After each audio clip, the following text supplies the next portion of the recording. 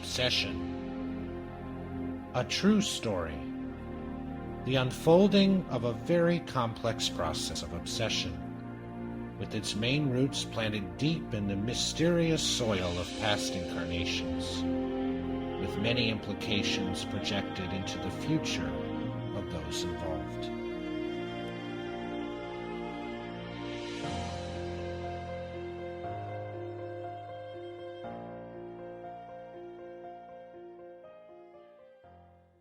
Well, hello everyone. Welcome back to another episode of Obsession. And this is chapter 12 now, where we're going to be discussing hysteria. This is an old term in psychology, but it's something that we can think about from a spiritual perspective, and it's going to be very enlightening for us to begin to think a little bit about, at this point, about the impact that spiritual influences have on us after we reach puberty. This chapter is telling us about some of the things that can happen when we're not careful, when we allow influences from our past lives to begin to influence us in our daily life.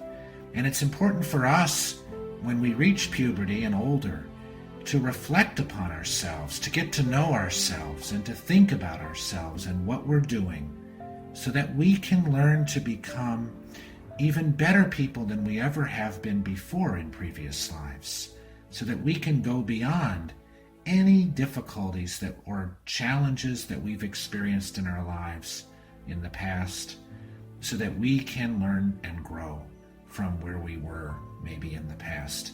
Maybe we weren't such good people before, and this is our new opportunity for us to learn and grow. So let's think right now about ourselves as people in progress, as spirits in progress, as spirits who are learning to become ever better, ever more loving, ever more caring, ever more connected to the greatness of Jesus and his loving actions. And let's say a brief prayer before we begin our reading. Dear God, thank you so much for the blessings of this incarnation, for the blessings of being able to get beyond our past, to renew ourselves, the blessings of an incarnation to change and transform ourselves from who we were in the past, and to make ourselves anew. The blessings of adulthood and being a teenager, the blessings of puberty, the blessings of new directions and new opportunities. Let's see every opportunity we have, and every difficulty and challenge, and every actually success and opportunities that we have as blessings that will let us to learn to become more loving and caring, and more compassionate, and more forgiving. Let's learn to become ever more so caring and loving. And so be it. And let's begin our reading of chapter 12. Chapter 12, Hysteria. In the Spirit's Book, Part 2, Chapter 7, number 357, the question is asked, what are, for the Spirit, the consequences of abortion? The answer, it is an existence that is null and must be commenced over again.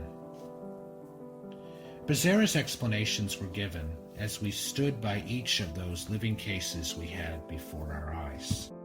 Once again, we could see that man is his own judge, and he reaps what he sows. Thus, the concept of justice is much wider than we usually think, and the law of love is confirmed as one of the loftiest manifestations of God's wisdom. All considered, reincarnation seemed to us a kind of reforming school where spirits strive for perfection. Through hard labor, they regain the peace of mind wasted in adventures of foolishness and wickedness. Thus, each man is the sum of his own attainments. The complex syndrome of mental diseases only reveals the individual's inner conflicts, because the determinism of our ultimate redemption forces our psychophysiological system to exteriorize the abuses and crimes committed in the past. Nobody evades the consequences of his acts because the guilty feeling imprints into the subtle but powerful texture of the astral body whatever is necessary for him to atone for his errors. As we pondered over his words, Becerra pointed out to a young sick lady of about 25 sleeping in a nearby bed. She was under a sedative taken just a few hours before. Although in a deep sleep, she was visibly uneasy, panting breathlessly. "Is she having a nightmare?" I inquired. Becerra answered, "Yes." "Is it due to some undesirable spiritual encounter in which she feels persecuted?" I asked again. "It could be," Becerra continued, "but in this case the girl is alone, and both her physical and astral forms are asleep. The heavy doses of tranquilizers she's been given continuously has also affected her confused soul through a process of paraspiritual assimilation. The material accumulated in the unconscious is released through a physiological automatism and creates unpleasant dreams which are nothing but recollections from the past, recorded in the maze of her astral memory."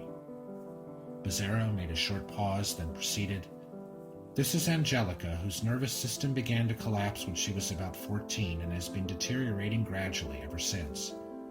At first they were mild crises, but lately they've become more frequent and serious.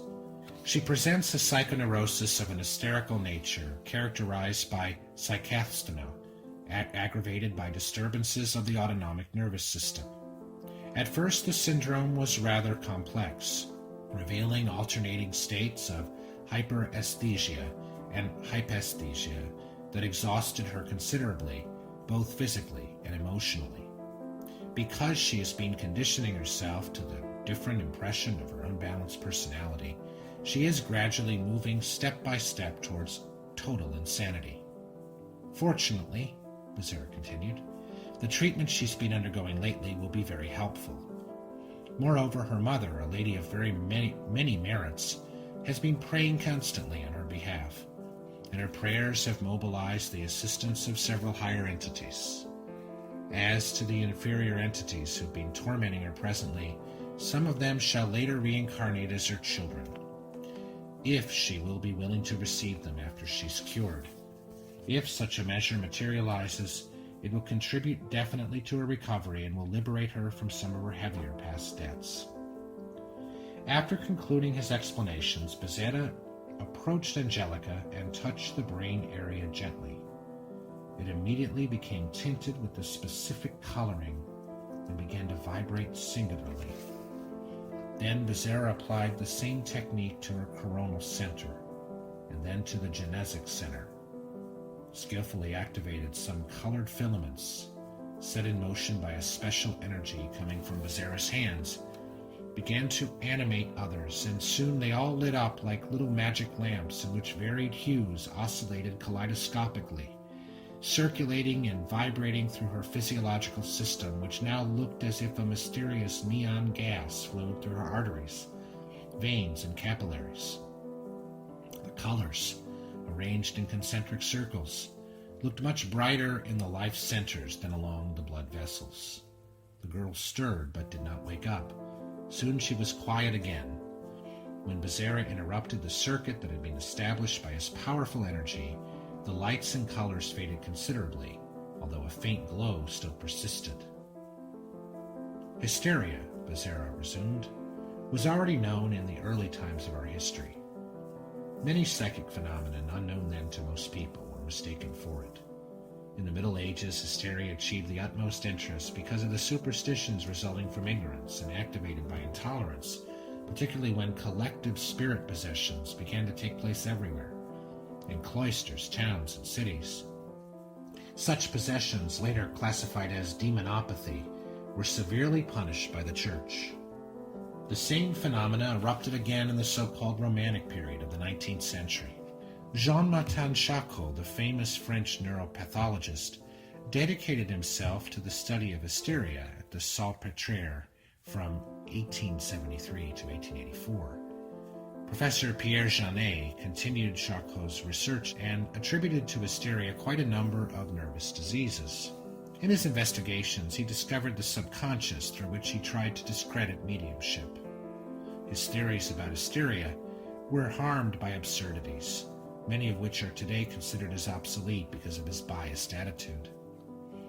For many years, hysteria was believed to be associated with uterine problems, considered by people as sinful and immoral, until Freud's investigations proved that hysteria could also be found in men. Genet, followed later by Grasset, appointed the cerebral region, which Wundt and Charcot had named cerebral polygonal regions, as the seat of the subconscious. Based on this theory, he fought mediumship blindly from 1889 on, when he published the book L'autisme psychologique. From that time on, the argument around the subconscious has been rather exhaustive.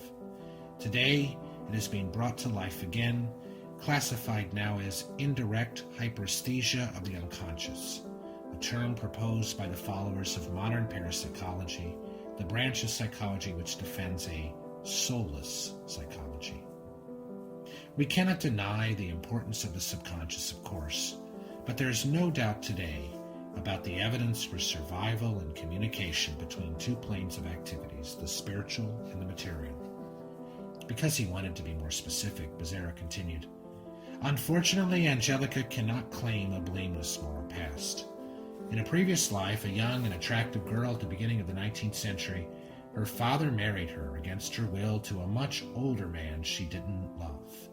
The marriage was, at first, an intolerable burden to her. Sexually impotent, her husband promised her regular freedom as long as she would observe a certain discretion for social reasons, which were relevant for him. The sexual life restriction imposed upon her, apparently by mere chance, was in fact dictated by the corrective mechanisms of life, in order to adjust former faults she'd committed in past lives. Had she submitted to it, and taken the opportunity offered her to live a life of moral austerity, the experience would have raised her to a better spiritual standing. However, that was not the case. Protected by her foolish and imprudent husband, she started on the downward path, hiding the fruits of her irregular behavior through abortions. 4 times did she piteously kill the coming babies. The last one carried her away in a severe hemorrhage that killed her. Waking up in the spirit world, she was confronted by the spirits whose coming into the material world she had prevented. As they would not forgive her, she became the victim of their hate and persecution." Becerra sighed deeply, then said, "Unfortunately, people still act the same way today. They think it possible to blot out an error by committing a more serious one, namely, to resort to criminal abortion, meaning to hide moral affront, killing the unborn babies who are not yet to be held responsible for their irresponsibility. The divine law, however, always rounds up all its arbitrary transgressors, as we are witnessing here." We could not but listen to our wise instructor, who after a short pause resumed, "Reincarnating this time the guilty spirit through a very complex process, centralized in the coronal center where the pineal gland, the regulator of all sexual activity, is located, the result of all her previous abuses. When puberty began activating her genetic center, she started to suffer the pressure of the consequences of her past problems, which began then to be gradually released. And the memories of her old faults began to emerge from the deep unconscious and pour out into her present consciousness, taking the form of painful evocative crises, during which she revives the sensations she experienced during her stay in the lower astral regions where she comes from. The unconscious is thus responsible for some of the predominant components, but these are not all rooted in her present incarnation, as materialist researchers would claim, because they only perceive some of the consequences without caring to look deeply into the causes." "But is she a victim of a spirit obsession in a broad sense?" I asked. "Yes, indeed," Becerra agreed. "However, in her case, obsession is a consequence, a natural contingency of the attunement of the indebted spirit entities with the minds of her victims. The psychophysical disorders are found in the girl herself. They were located in her physiological zones by her guilty conscience, and are exteriorized as many and incoherent symptoms, which in her particular case take on the form of hysteria."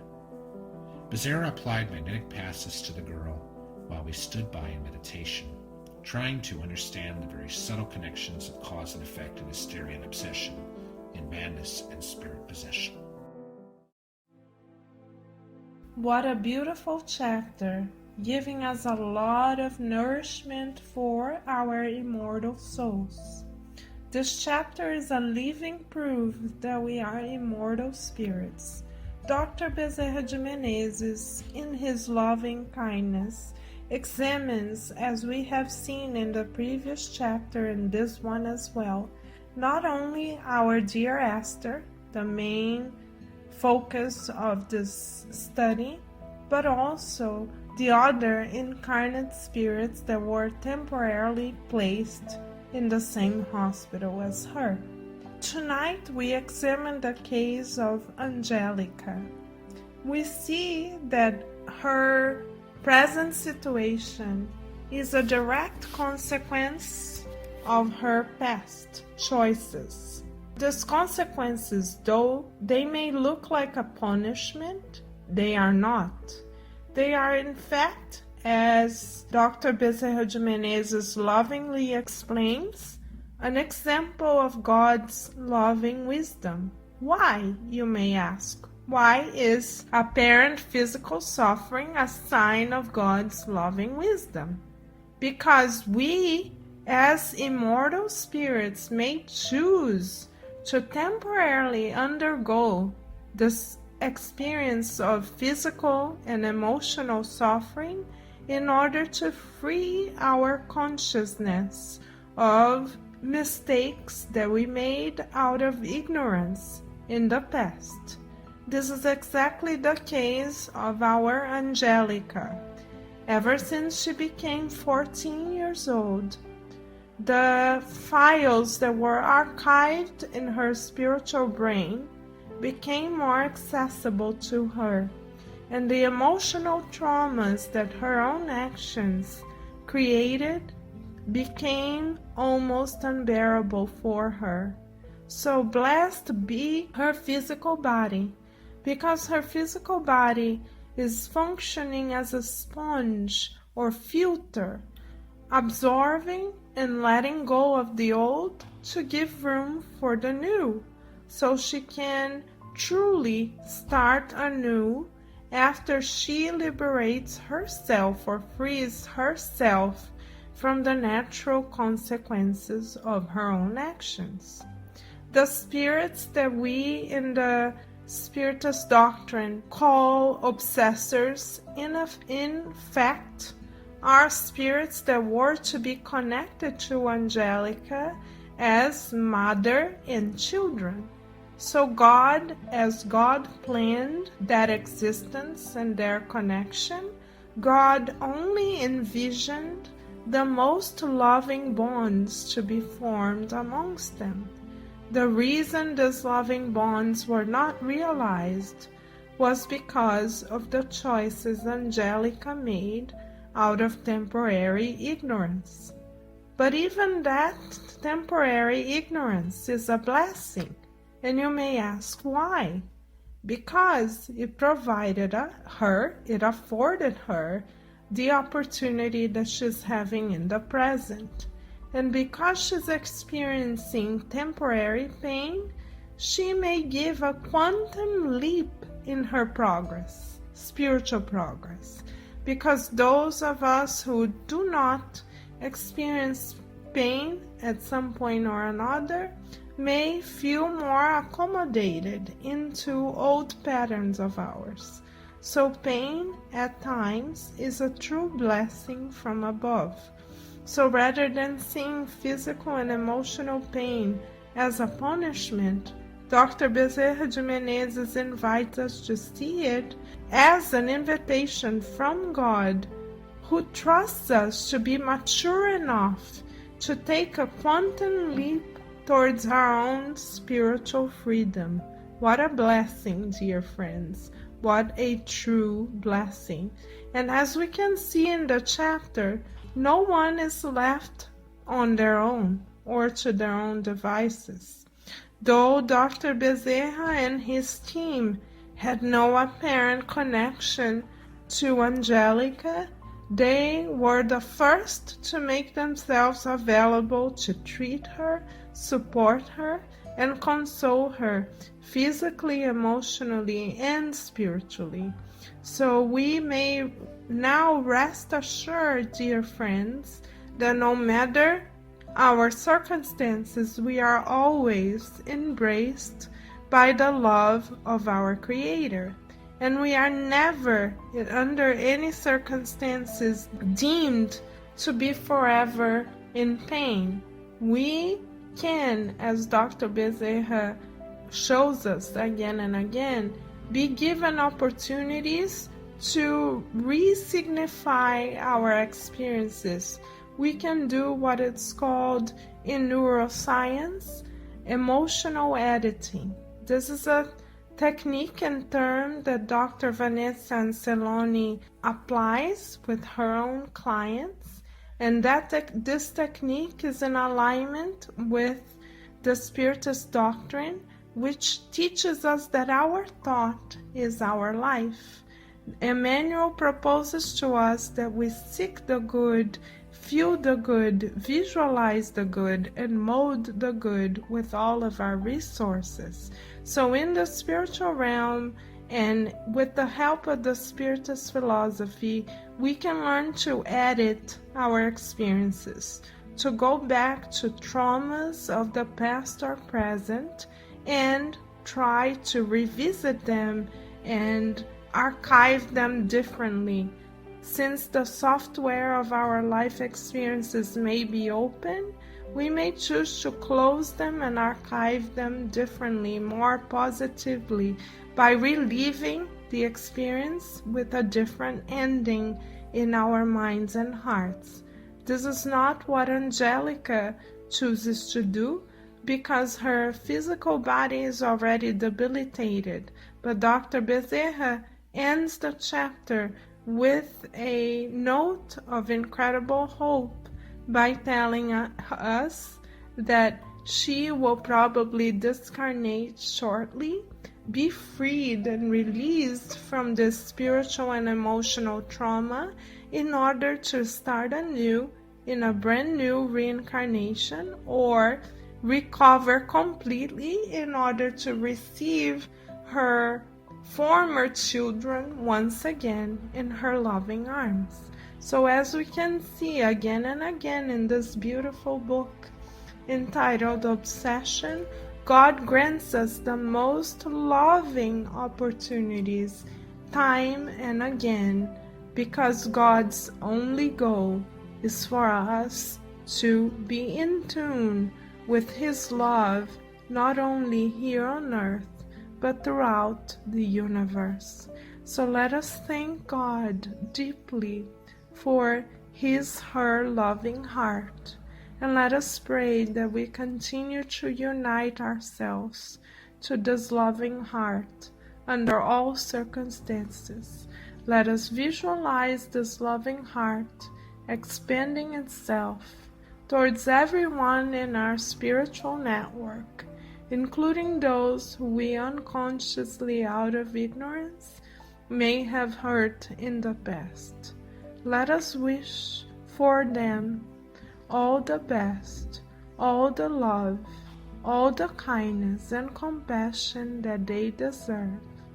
Let us recognize that our ties of potential pain can be transformed in ties of love, and that as long as we attune with this loving heart that is universal in nature, love shall prevail in our lives, here and in the spiritual realm.